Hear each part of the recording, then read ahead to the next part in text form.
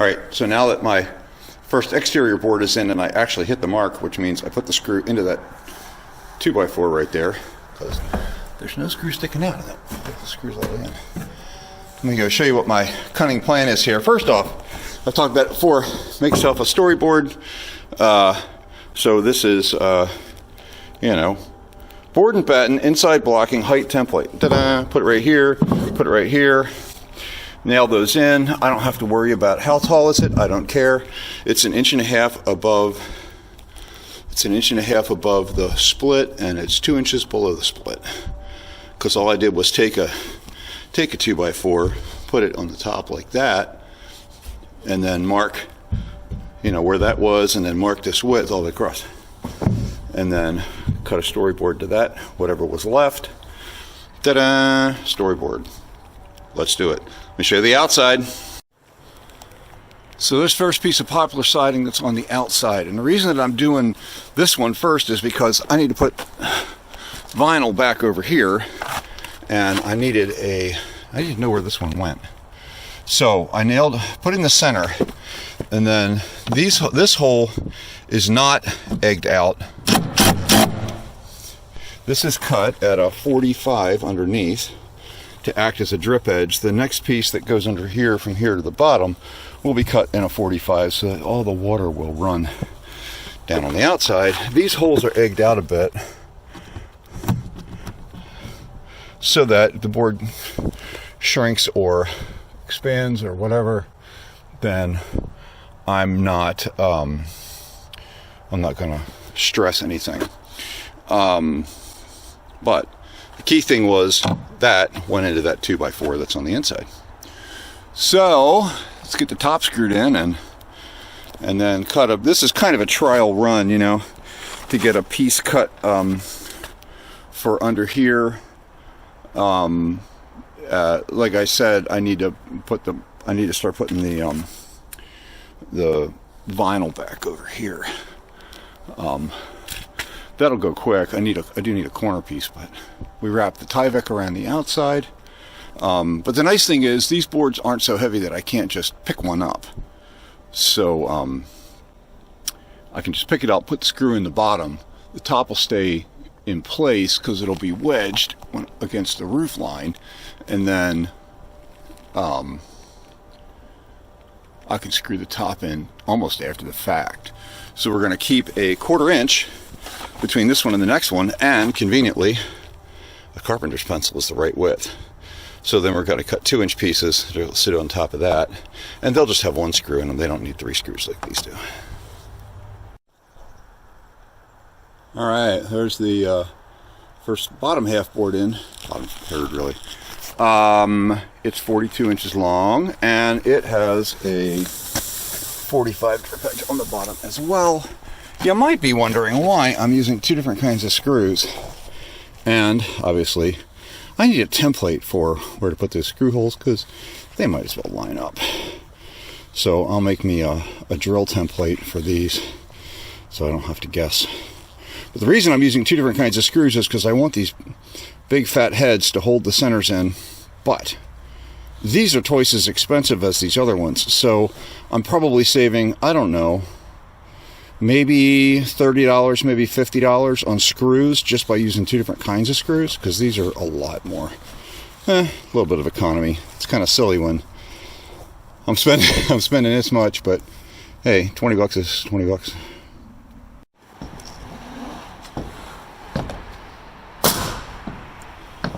Last piece of sheathing right there, the little triangle.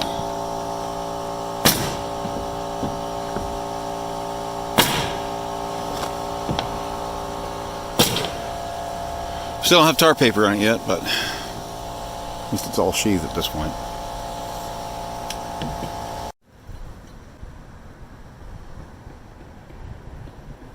Almost done with the tar paper. Got a couple more courses up the center. Nick has got a bending brake, so he done some sheet metal for us. Put a couple of at least temporary valleys in. View from up here is super cool. My property runs to the corner of that field and kind of where you can see that brighter, let's see, where is it? Yeah, that bright area there, they've put wood chips down in a path that it's kind of right along the property line, so it kind of runs out there to the corner of that field. So I have this small little block of woods. You don't realize how many holly trees are here until you see it in the wintertime. There's all this green. It's pretty cool.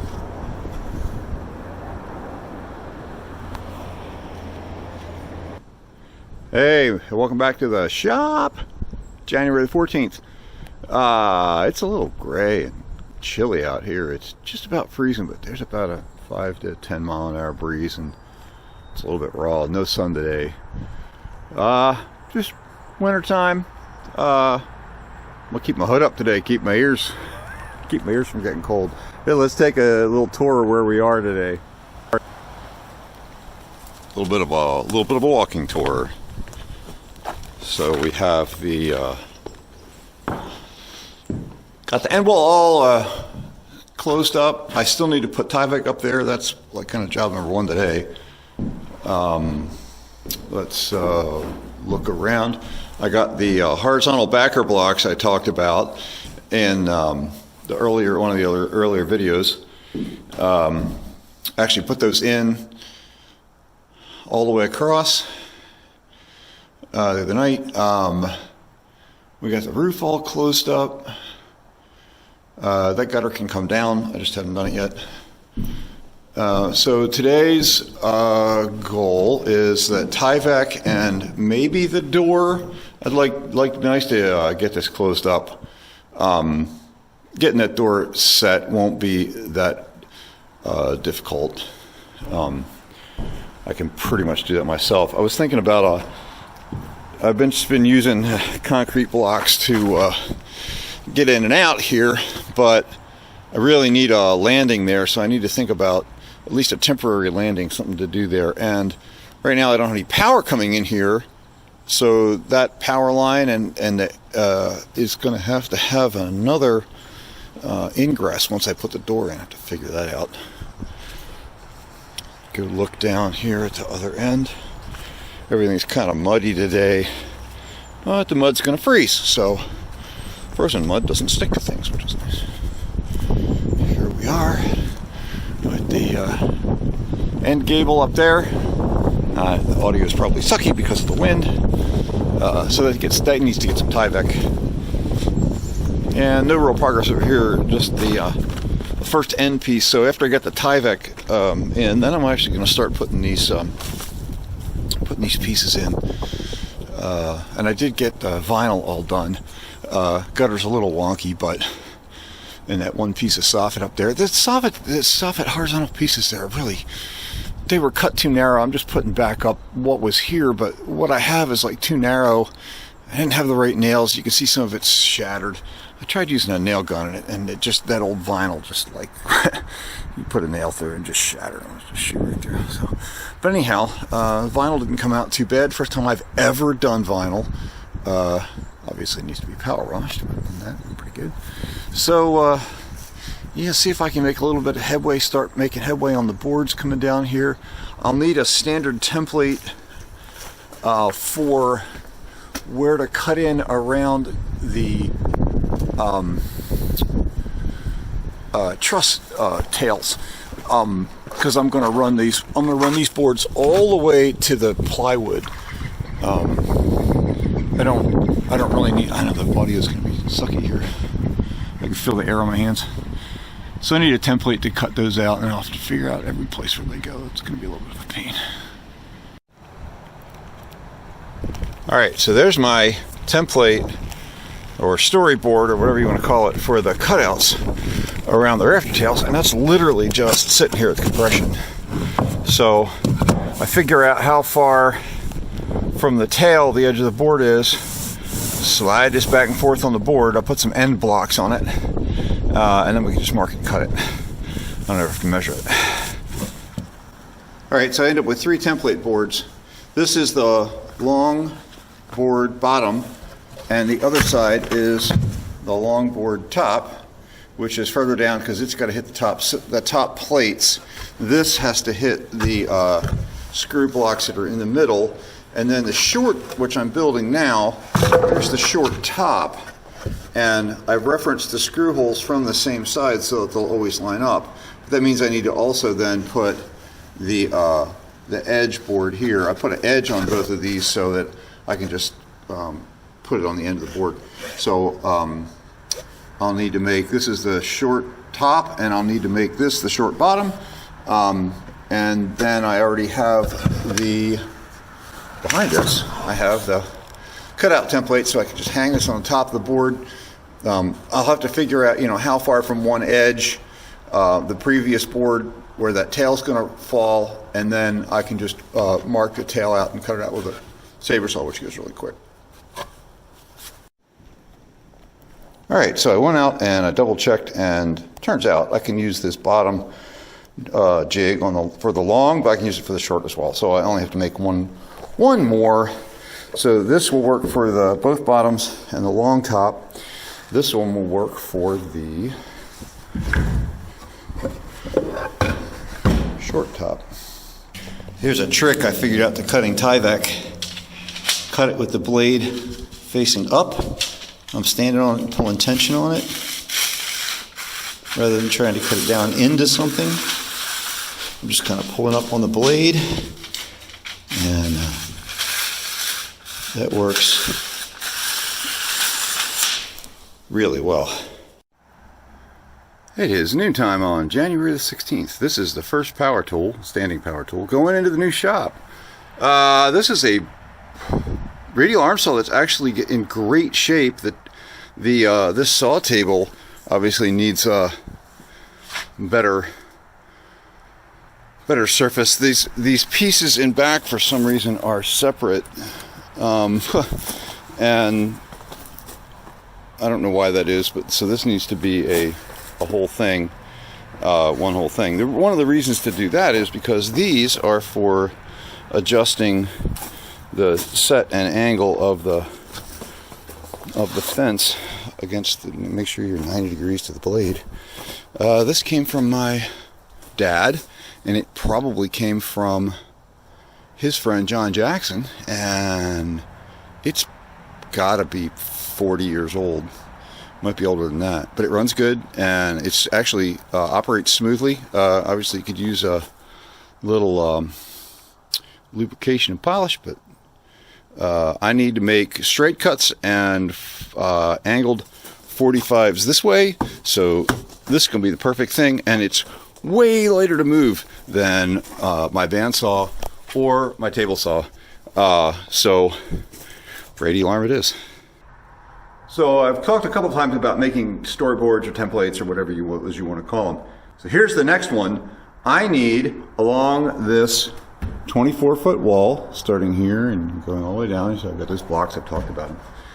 I need 24 feet times 12 inches divided by 9 inches per board, because the boards are about 9 inches wide, maybe 10, but I need 30 to 32 boards.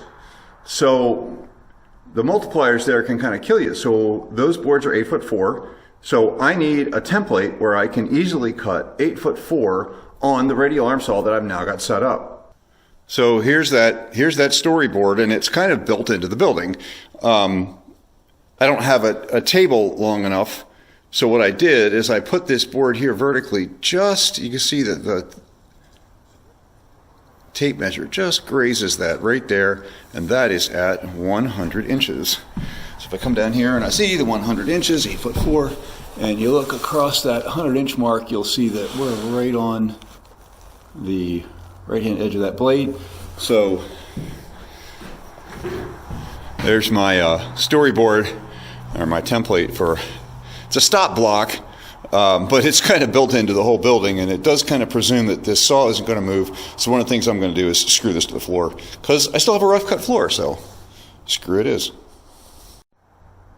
So I got that all set up. Now all I got to do is go move about 50 boards, because I need 32 just for the top, but I need half again that many, another 16 or so for the bottom, plus any that are just going to be kind of losses or whatever. So I need to move about 50 boards. Let's go! So I'm destacking some of this. I knew that we had cut some ash, but we cut more than I thought we had. That board's ash, that board's poplar. You can kind of see the grain difference here. This is kind of real reminiscent. You see this wood a lot in electric guitars, Telecasters, and stuff. So I got to destack a whole bunch of ash here before I can get down to the poplar that I want. You see also the poplar's a lot wider. This ash was all about 4 or 5 inches wide. So there I got 15 loaded. These boards are amazingly consistent for being cut on a bandsaw mill in my backyard. This is better than what I'm currently buying at Home Depot. This guy's not going to make the cut though. He's got this bark inclusion, and you can see at the 100-inch line, we're pretty much into that. And I'm down a little bit from the end just to make sure that I don't get any of this checking. But even if I think I come all the way up here, you're still going to see, well, at the 100-inch mark, I'm just at the bottom of that. But I don't really want those cracks in the top or bottom of my boards. So he's going to get cut up into the 42-inch pieces along the bottom. So here's the first batch. I got the ends all trimmed out. Any cracks in the ends are all cut off. These will get cut off when I do the other end. But I realized I made an error in setting this stop block up. I set it up for a 90-degree cut. These don't get cut at 90. These get cut at 100 inches to the long end of the board. So I got to re-measure that. All right, so I got this all set at 45. I got a cut made. Put my speed square right up against that cut and mark that line where it is. So now I can measure 100 inches off of that and reset my end block. So the last thing I need to make sure is that the outside of the boards are going to cup out. So I want the cut to be cupped up because right now the top side, because of the way this angle is, the top side of the board as it's laying on the table of the radial arm saw is going to be the outside. The top is the outside. So I need to make sure that the boards are going to cup in that direction. And as you can see, this one will cup up. So what happens is, the ring's got to go up, so the board's going to cup down like this. So this is the direction I want it. And the reason is basically this grain line tries to flatten itself out. One last check of the length before I start running all the boards. That is spot on. Let's go.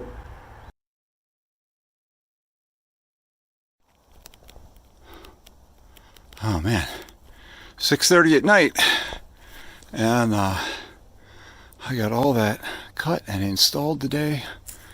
That is great. I'm really happy. I'm over half done. 16 is probably not 32 boards. It's probably 31. But so I'm basically half done, a little more than half done. Well, that's not true because I already had one down here. So effectively I've got 17 up. So I am more than halfway done. Templates and everything worked out great. It's a beautiful night out here. Of course, if I turn it around, all you're going to see is it's dark. There's some stars. Yeah.